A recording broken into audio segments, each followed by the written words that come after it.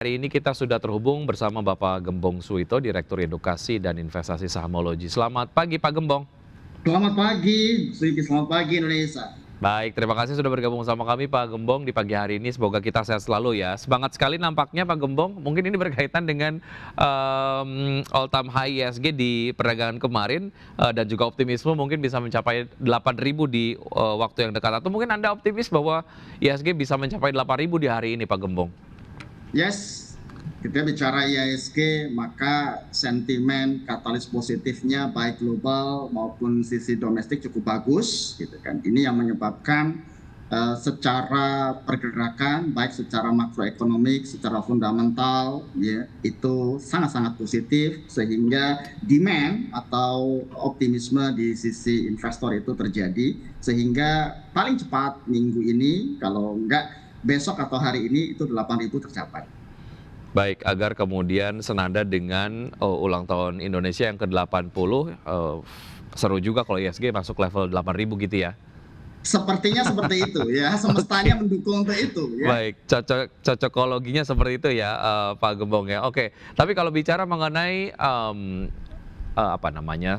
jokes lah ya, ataupun mungkin berbagai macam tanggapan terkait dengan IHSG yang menembus 8.000, yang penting tembus dulu 8.000, setelahnya mau koreksi juga ya kita lihat nantilah, kurang lebih kayak gitu. Nah, Anda melihat apakah level penguatan ini yang berlanjut sampai at least perdagangan kemarin di sore hari, apakah kemudian menjadi sebuah sentimen yang cukup awet berlangsung Pak Gembong? Atau hanya sebentar kalau dari aja? sisi penyebab atau pendorongnya, ya posisi saat ini itu didorong oleh dua. Pertama adalah saham-saham konglomerasi, ya 1-2 bulan terakhir terus konsisten untuk naik, ya, dan terakhir dari sisi DJI setelah ARB 4 hari begitu naik itu 10%, kontribusi indeksnya sangat signifikan. DJI itu sekarang market cap-nya 2 kali Telkom, sekitar 729 triliun, ya. Sedangkan Telkom sendiri hampir separuhnya. Itu dari sisi saham-saham konglomerasi penopang. Yang kedua yang paling fundamental adalah dari sisi saham-saham yang blue chip, all blue chip. Nah, ini mulai konsisten masuk inflow dari investor asing, terutama dari sisi 3 hari terakhir konsisten masuk, ya terutama di Big Bang, Telkom, Astra itu sudah mulai masuk karena memang secara valuasi sangat-sangat murah. Yang pertama, yang kedua dari sisi perbaikan makroekonomi kita terkait dengan GDP yang di luar ekspektasi, ya itu sangat baik. Makro global juga sangat baik, ya, dari data-data inflasi dari sisi Amerika ataupun data tenaga kerja yang hampir mayoritas, Mas Wiki tadi sebutkan itu di September ada pemangkasan suku bunga atau cut rate.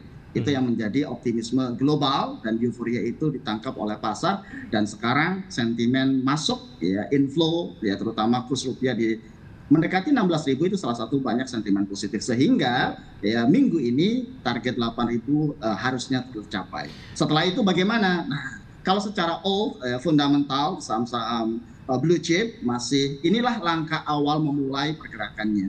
Ya, namun di saham-saham konglomerasi hati-hati, terutama ya valuasi cukup premium di DJI dan Grup PP ini yang salah satu pendorong nanti atau penghambat pergerakan indeks kalau setelah 8.000. Baik, karena memang secara market cap ini cukup besar dan begitu ada koreksi saja di saham-saham konglomerasi ini langsung berdampak kepada pelemahan IHSG begitu ya? Yes, betul sekali. Tapi secara fundamental, saham-saham blue chip inilah momentum untuk kembali lagi inflow setelah babak belur capital outflow di awal tahun sampai Mei itu sekitar 58 triliun, kemarin baru masuk ya sekitar 3 triliun, jadi masih banyak ruang untuk inflow dan didukung oleh kurs rupiah yang mendekati di bawah 16.000.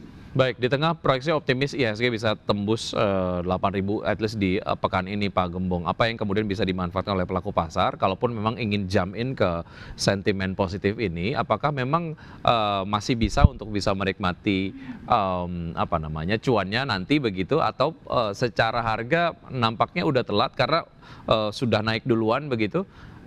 Rekomendasi Anda seperti apa Pak Gembong? Kalau untuk yang saham blue chip, all blue chip, ya fundamental terkait dengan banking, terus dari sisi Telkom dan Astra itu salah satu yang baru memulai ada inflow dengan valuasi dan harga yang sudah sangat-sangat murah, ini baru langkah awal untuk tren itu naik secara jangka pendek. Tetapi hati-hati untuk saham-saham konglomerasi, karena kalau ibarat IHSG itu dipisahkan dengan saham-saham konglomerasi, makanya ada indeks LQ45 atau indeks 80 itu sangat tertinggal. Sehingga untuk teman-teman yang mau masuk di saham-saham old blue chip gitu kan dengan fundamental yang kuat, nah kemarin laporan keuangan beberapa juga sangat bagus, itu baru mulai perjalanan untuk masuknya. Namun untuk yang saham-saham yang konglomerasi, hati-hati, selalu mitigasi resiko dengan manajemen resiko yang baik, karena ya sangat-sangat premium terkait pergerakannya atau pergerakannya, itu yang menjadi mitigasi kita.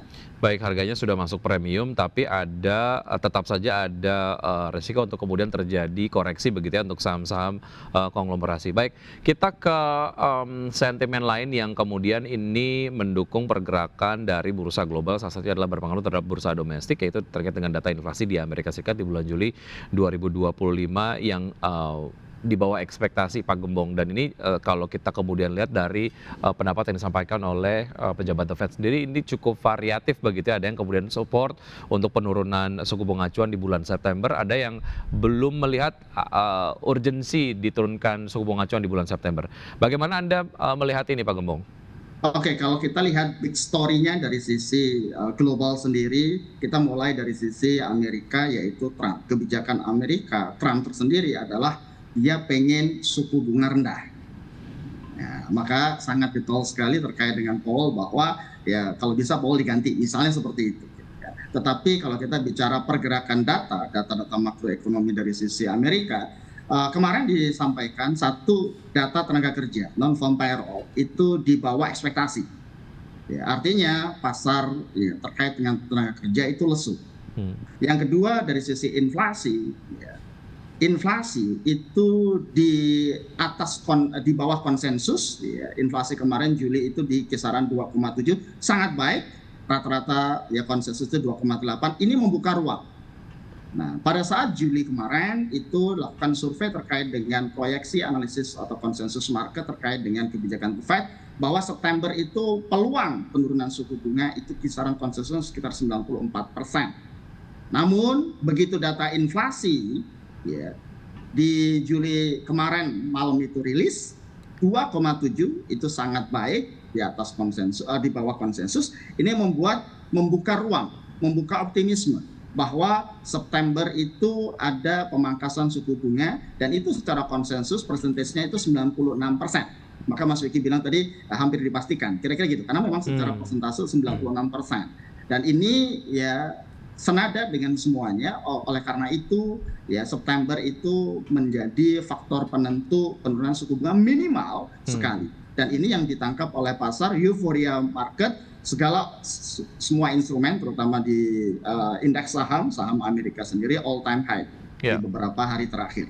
Most likely mungkin kebijakan yang akan diambil oleh The Fed di bulan September ini akan senada dengan konsensus begitu ya Pak Gembong ya. Anda optimis demikian. Baik, kita akan lanjutkan usaha jeda berikut ini. Pak Gembong tentunya akan membahas saham-saham yang Anda rekomendasikan pagi hari ini, dan pemirsa tetap bersama kami akan segera kembali.